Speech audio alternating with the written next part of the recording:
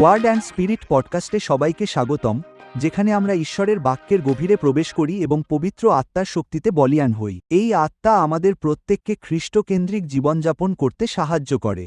আজ আমাদের সাথে আছেন এপিসির সিনিয়র পাস্টর আশিস রাইচু এবং আমরা ঈশ্বর ও সৃজনশীলতা নিয়ে কথা বলতে যাচ্ছি। পাস্টর, ব্যক্তিগতভাবে আমি সৃজনশীলতার একজন বড় ভক্ত এবং আমি জানি আপনিও তাই। আর জানেন, আমি ভেবেছিলাম আমরা সৃজনশীল হওয়ার অর্থ কী তা নিয়ে কথা বলে শুরু করব। এবং আমি ভেবেছিলাম এটি করার একটি ভালো উপায় হবে আপনাকে একটি প্রশ্ন করা, ধরা যাক আপনার অতীতের কোনো দিন থেকে।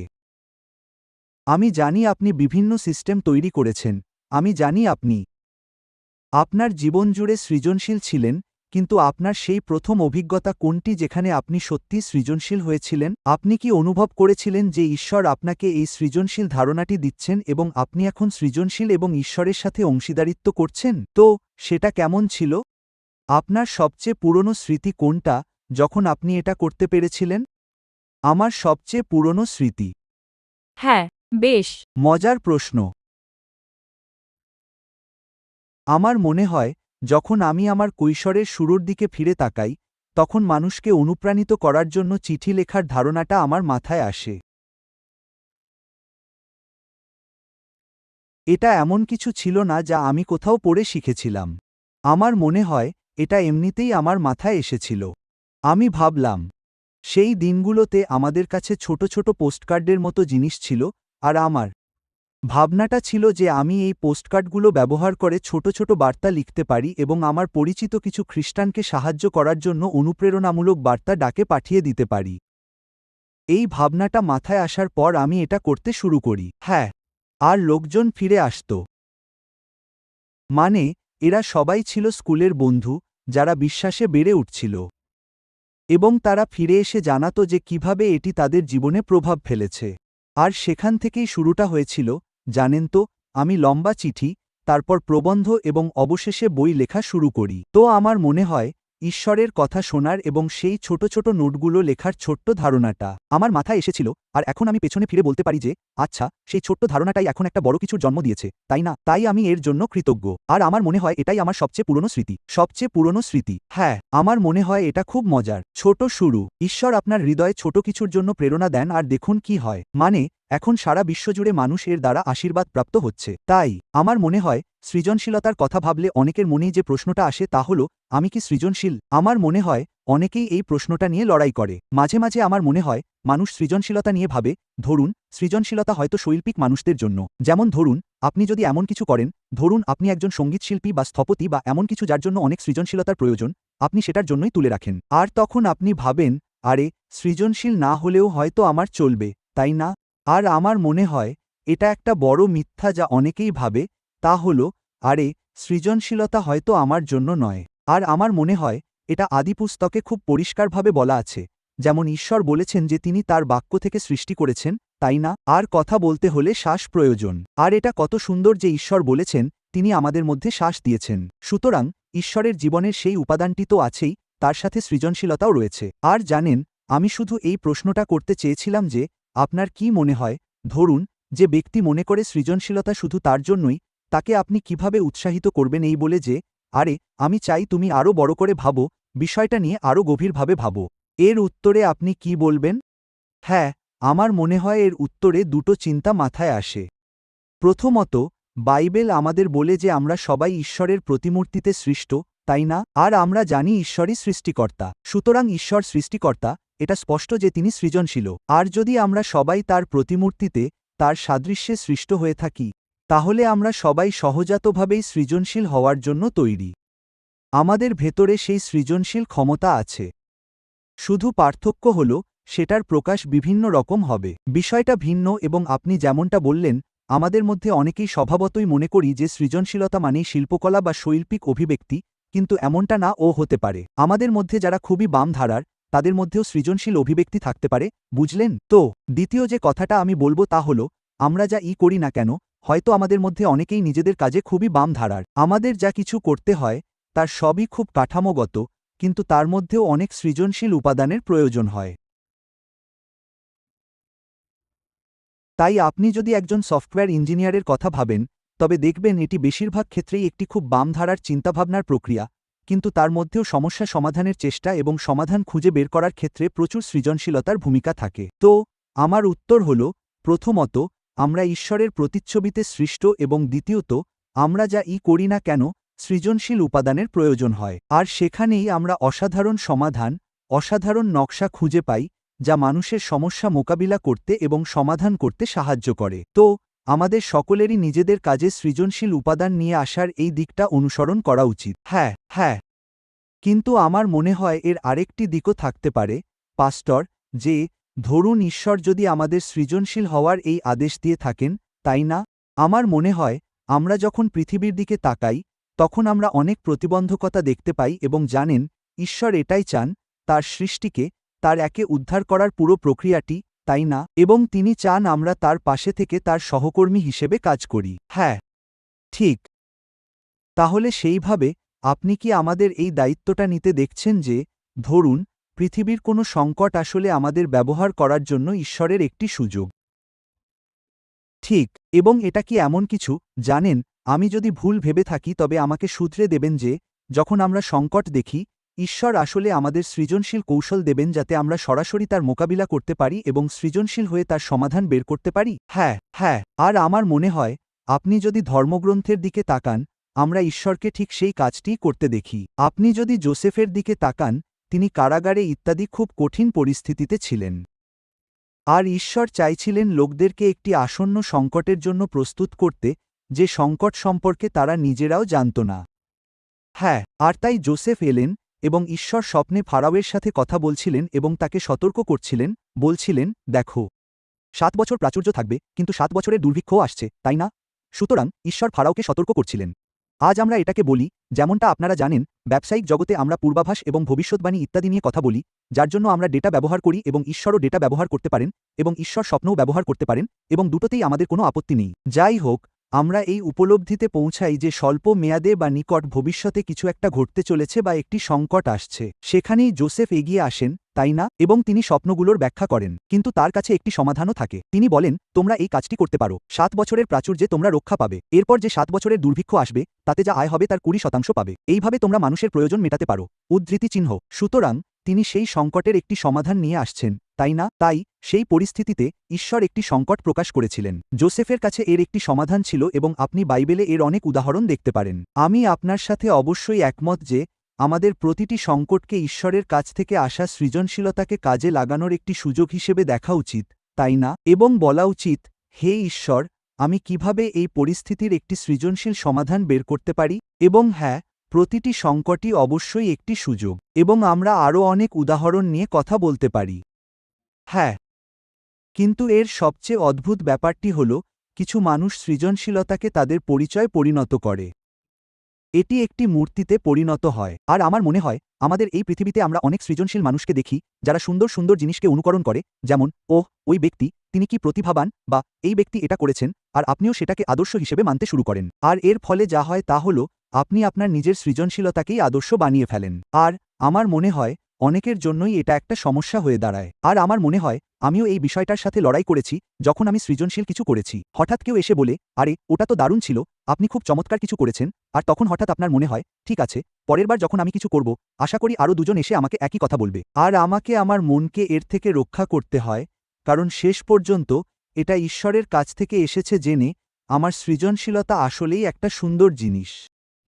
আমি বিষয়টাকে এভাবে দেখি, আমার সৃজনশীলতা শুধুমাত্র একজনের জন্যই, বুঝলেন? মানে, আমি যা করি না কেন, আমি ঈশ্বরের মহিমা প্রকাশ করি। আর তারা যদি আমাকে দেখে, আমি চাই তারা দেখুক যে আমি চাই তারা যিশুকে দেখুক। তাহলে সৃজনশীল মানুষেরা নিজেদেরকে এই ধরনের প্রতারণা ও এই জাতীয় জিনিস থেকে রক্ষা করার জন্য কি কি বাস্তবসম্মত উপায় অবলম্বন করতে পারে? হ্যাঁ, খুব ভালো প্রশ্ন। আমার মনে হয়, একজন যাজক যিনি সত্যিই সাহায্য করেন। আমি এখানে একটু পড়ি, এটা গীতসংহিতা 90 আছে, যেখানে গীতর্চক প্রার্থনা করছেন এবং বলছেন, তোমার কাজ আমাদের উপরে থাকুক।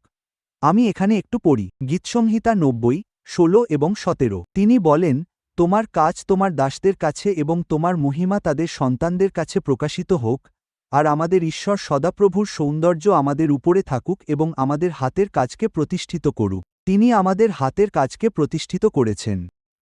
সুতরাং আমরা যদি সৃজনশীলতাকে আমাদের মাধ্যমে ঈশ্বরের মহিমার প্রকাশ হিসেবে দেখি তাহলে তো কথাই নেই। আর ঈশ্বরের সৌন্দর্য আমাদের উপরে এবং আমাদের হাতের কাজের উপরে রয়েছে। তাই যখন কেউ কোনো কাজ করে, সেটা সঙ্গীত হোক বা চিত্রকলা, এবং আপনি যখন ভাবেন যে এই সৃজনশীল প্রকাশের মাধ্যমে ঈশ্বরের মহিমা ও সৌন্দর্য প্রকাশিত হচ্ছে, তখন যা হয়, আমরা সঙ্গে সঙ্গে নিজেদেরকে তা থেকে বিচ্ছিন্ন করে ফেলি। তখন আর এমনটা মনে হয় না যে আমি খুব ভালো, তাই এটা হচ্ছে, বরং তখন মনে হয় এই সৃজনশীল প্রকাশের মাধ্যমে ঈশ্বরের মহিমা ও সৌন্দর্য প্রকাশিত হচ্ছে। আর আমার মনে হয় আমরা যদি এই কঠোর মনোভাব বজায় রাখি, এবং ধরুন আপনি একজন সফটওয়্যার ইঞ্জিনিয়ার হিসেবে একটি সিস্টেম ডিজাইন করছেন আর কেউ এসে বলল, বাহ, কি সুন্দর সমাধান, তখন যদি ভাবি, ঠিক আছে, এটা আমার হাতের কাজের উপর ঈশ্বরের মহিমা, ঈশ্বরের সৌন্দর্য, এটাই তো আসল কথা, আমি নিজেকে সেই প্রকাশ থেকে বিচ্ছিন্ন করে ফেলছি, সমস্ত মহিমা ঈশ্বরের কাছে যাবে। আর তখন আমরা সত্যিই আমাদের হৃদয়কে রক্ষা করি, এবং তারা সবসময় বলে, ঈশ্বর, ওটা ছিল তোমার মহিমা, ওটা ছিল তোমার সৌন্দর্য, এবং এটা ঈশ্বরের সত্তারই একটি প্রকাশ। তাহলে আমরা ঈশ্বরের প্রকাশিত সমস্ত সৃজনশীল রূপের দ্বারা প্রভাবিত না হয়ে নিশ্চিন্তে এগিয়ে যেতে পারি। হ্যাঁ, এই কথাটা আমার মন ছুঁয়ে গেছে, কারণ আমার সত্যিই মনে হয় এটা একটা দারুণ দৃষ্টিভঙ্গি, এবং আমার মনে হয় যারা এটা দেখছেন বা দেখবেন তাদের মধ্যে অনেকেই ঈশ্বরের দেওয়া এই সৃজনশীলতাকে কিভাবে প্রকাশ করব সেই কাঠামোটা তিনি তাদের দেবেন। এবং আমি মনে করি, আচ্ছা, আপনি যদি সৃজনশীল হন, তবে আপনি কিভাবে তা প্রকাশ করছেন সেটাও ভালো, কিন্তু সৃজনশীলতা সংস্কৃতিকেও প্রভাবিত করছে। এবং জানেন, আমার মনে হয় আমরা অনেক সময় দেখি মানুষ সংস্কৃতির সাথে মিশে যাচ্ছে কারণ, ওহ, তারা খুব সৃজনশীল, তাই না? এবং জানেন, আমাদের লাইফ গ্রুপে একটা ব্যাপার আছে, আমাদের কুরাঙ্গা বয়েজ লাইফ গ্রুপকে শুভেচ্ছা, আমাদের মধ্যে অনেকেই বিভিন্ন কনসার্টে যায়। এখন আমি ব্যক্তিগতভাবে সেকুলার সঙ্গীতের ভক্ত নই, আমি খুব বেশি সেকুলার গান শুনি না, হয়তো এখানে সেখানে দু একটা মিউজিক্যাল সাউন্ডট্র্যাক শুনি, কিন্তু তাছাড়া আমি ওগুলো শুনি না। তো তাদের মধ্যে অনেকেই এসে বলে, আরে তুমি কি আমার সাথে এই কনসার্টে যাবে, অথবা তুমি কি আমার সাথে ওখানে যাবে?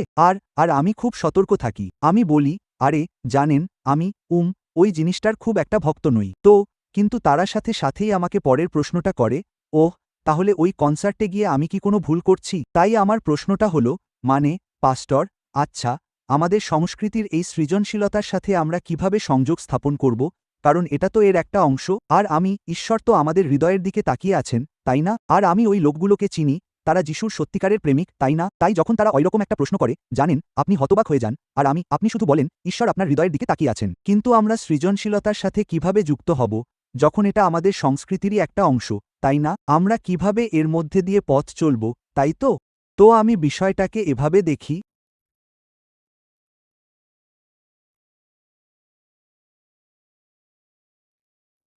এক ধরনের পবিত্র অভিব্যক্তি আছে, যা হলো এমন সৃজনশীল অভিব্যক্তি যা ইচ্ছাকৃতভাবে এবং একচেটিয়াভাবে আধ্যাত্মিক। তারপর এমন সৃজনশীল অভিব্যক্তি আছে যা আমাদের সংস্কৃতির অংশ, তাই না? এবং এটা ভুল নয়।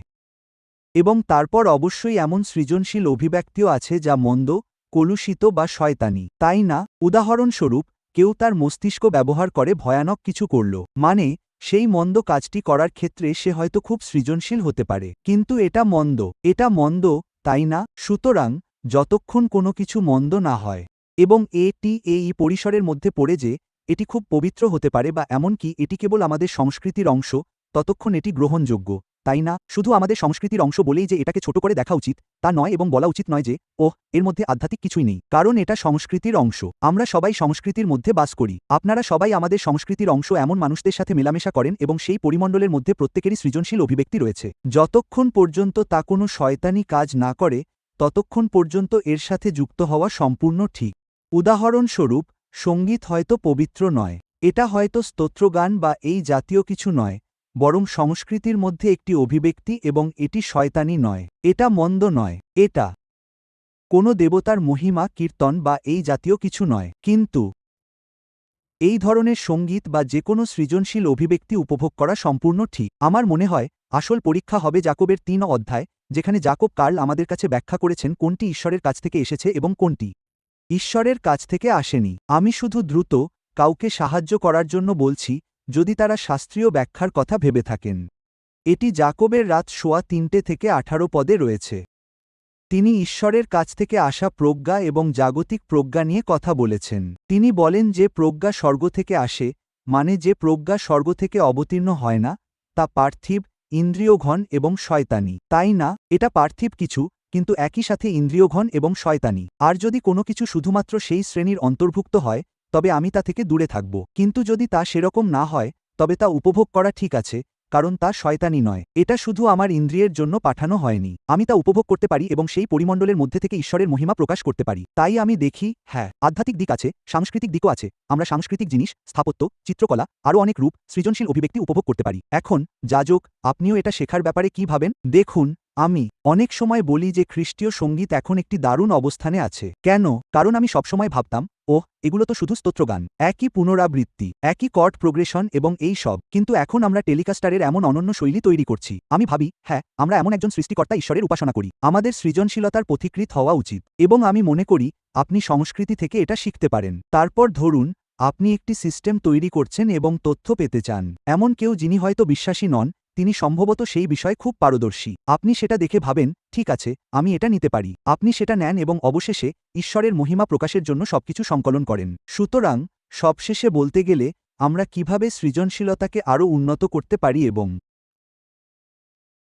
হ্যাঁ, আমি মনে করি আমাদের অবশ্যই শেখার জন্য উন্মুক্ত থাকতে হবে, তাই না? এবং আমাদের সমস্ত শিক্ষা কেবল আধ্যাত্মিক মানুষদের কাছ থেকেই আসে না। অনেক শিক্ষায়, হ্যাঁ, এমন মানুষও আছেন যারা হয়তো আধ্যাত্মিক নন, কিন্তু তাদের নির্দিষ্ট দক্ষতা আছে, তাদের এমন কিছু বিষয় আছে যা থেকে আমরা শিখতে পারি। আর আমরা হলাম সেই সব মানুষ যারা, জানেন তো, আমরা সেটাকে নিচ্ছি এবং তারপর ঈশ্বরের কৃপায় এমনভাবে প্রকাশ করব যা ঈশ্বরের মহিমা প্রকাশ করে।